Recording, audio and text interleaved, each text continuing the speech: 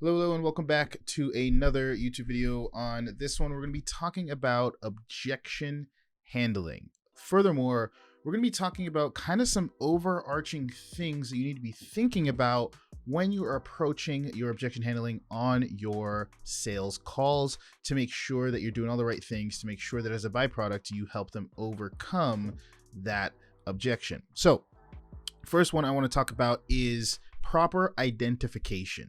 Now, a lot of times where people go wrong with objection handling is they try to handle them directly, right? When someone poses an objection, I need to think about it. I want to talk to my spouse. I need to go do research. That's not real. So one skill set that you want to get really, really good at is being able to identify whether the objection is a real objection or a smokescreen. When someone says, I need to go do research, what are the odds that they hang up the phone or get off the Zoom call, flip over to another tab, type in your company name and start researching exactly what it is your company has online? Very, very slim. Not many people are actually going to do that. So you want to be able to identify, is it a smokescreen or is it real?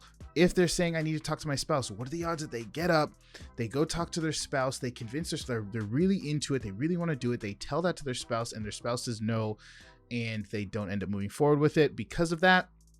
Again, a little bit higher than the research one on probability scale, but still not very likely. A lot of times people can just be saying that to get out of the situation because they're feeling a little bit uncomfortable, they're feeling challenged, they're feeling the pressure of the moment, the weight of having to make a decision to actually better themselves. A lot of people run away from improvement. They run away from change because change can be scary. So they'll make up an excuse to get out of it. It's not because they don't want the result. It's not because they don't want to change. It's not because they don't want help. It's usually just a gut reaction that is the reason why they're struggling with the thing they're struggling with in the first place. So part of your job as a leader is to help lead them through, to help them navigate these feelings, these emotions, and not to, put these smoke screens in front of you, or at least when they do come up in front of you, help them navigate them, help identify whether it's a real smoke screen or an actual objection, because if you can get through it, you'll make a lot more sales. So first thing is identification. Identify whether you're dealing with smoke screens, identify whether it is the real objection. I'll probably make another video on how to identify that and how to overcome it. Now, the second thing, because again, I just want to talk overarching here. The second thing is not to be afraid to challenge people and hold them accountable. Some salespeople struggle, or business owners struggle, to sell their product or service because they're just too soft. Now, this isn't a pushy way. You're not pushing them externally, adding pressure to get them to do something. What you're doing is allowing them to build internal pressure within themselves to motivate them and to understand that they need to finally take action if they want to see the results they've wanted to see for sometimes many, many years, if they want to get over the things they've been struggling with for a long time. And you can always ask yourself, if you were to hire a personal trainer, right? If you were to hire a personal trainer that was going to help you get in shape, hold you accountable to your goals, and help you lose the X amount of weight. If you knew that you had to work out with that personal trainer every Saturday morning, and one Saturday morning you were feeling lazy, and you called up that personal trainer and you said, hey Josh, I'm not gonna go to the gym today. I'm feeling tired. I want to eat a burger today. I want to be a little bit lazy, get some popcorn, burgers, fries, ice cream. I'm just going to pig out today. Would you keep that personal trainer? Would you be happy that you're paying that personal trainer a ton of money if their response was, yeah, no worries, go ahead, all good, enjoy your pizza, enjoy your cake, enjoy your burgers, have a good time, I'll see you again one of these days whenever you feel ready to get back in the gym? Probably not. Probably not. You would want someone that was at least going to challenge you a little bit. You don't want someone to be, a jerk about it, but you would at least want the trainer that's going to challenge you. That's part of what you're paying them for, to lead you to success. And if you're afraid to challenge your prospects, if you're afraid to hold them accountable to what they said they want, how can they see you as the leader that's going to lead them to success? How could they see you as the person who's going to help them along the way when they want to give up or they want to quit halfway through your program or halfway through using your service or halfway through building the thing that they're supposed to build to get to a specific outcome? Now, maybe you're not the one delivering the service. Maybe you're just the sales rep. Obviously, for an entrepreneur, this is huge, but maybe you're just the sales rep and you pass them off to a delivery team and you're not necessarily the one delivering the service. But how they view you is how they view the company. If the person on the forefront of the company is acting a certain way, if they're getting a certain feeling, a certain vibe, a certain level of authority, they're assuming that's how the relationship is going to be the entirety of the time, when they do eventually, or if they do eventually join the program, join the service, buy the thing.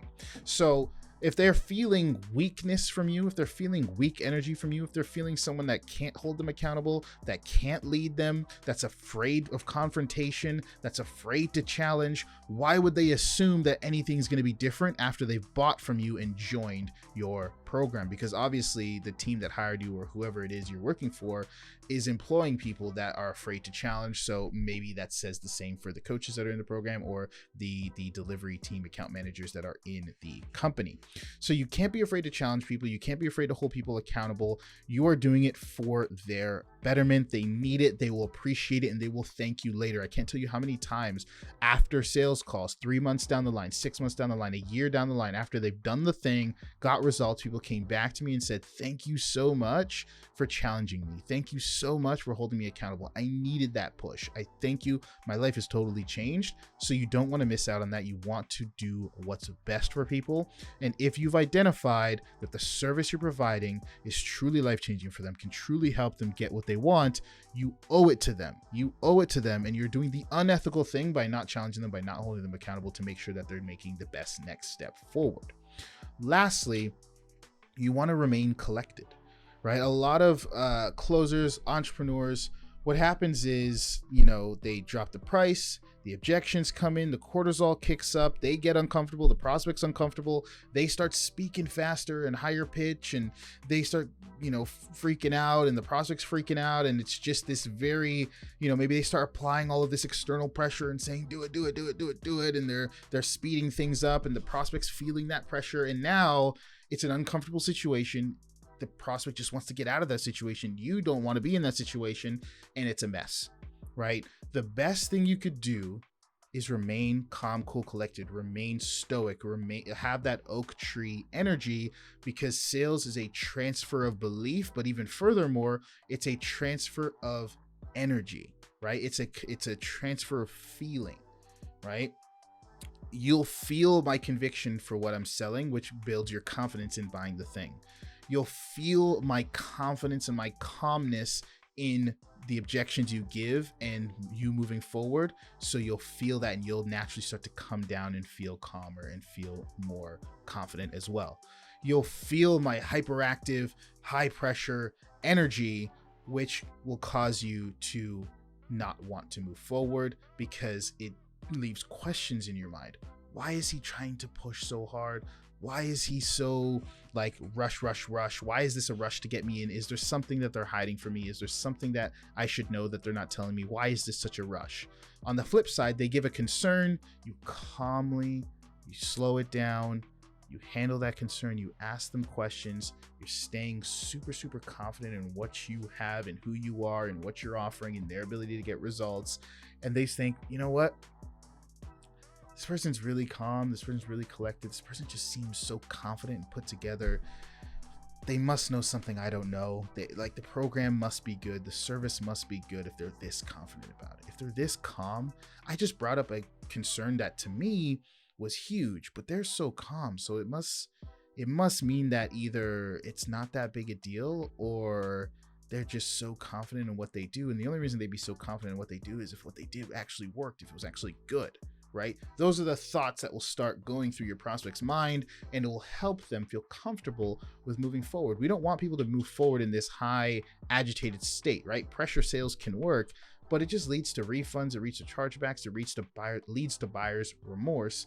We don't want buyer's remorse. We want people making a decision, a cool, calculated decision at a point of stoicism so that they're locked into that decision for the long term and they commit to getting results. We don't want them to be like, oh, okay, and then make a decision and then buy and then regret it. We want them to stoically make a decision so that they can move forward and there's no turning back on that decision.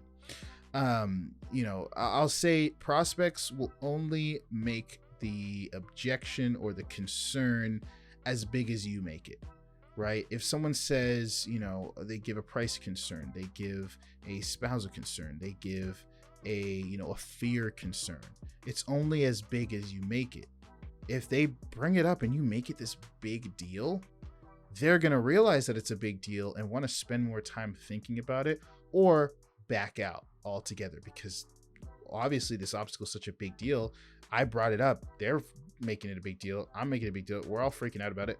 I guess I gotta back out or I gotta wait on this thing, right? But if you try it out just in regular conversation, if someone brings a concern to you and you calmly help them walk through it, calmly help them handle it, they'll realize that the concern is not as big as they're making it out to be, or at least they originally thought it was, and they could confidently, comfortably move forward. So if I were to recap it, learn identification. Identify if objections are real or not. Are they a smokescreen? Are they real? Don't be afraid to challenge people and hold them accountable. Show that you're a leader. You're there to lead them to where they want to go.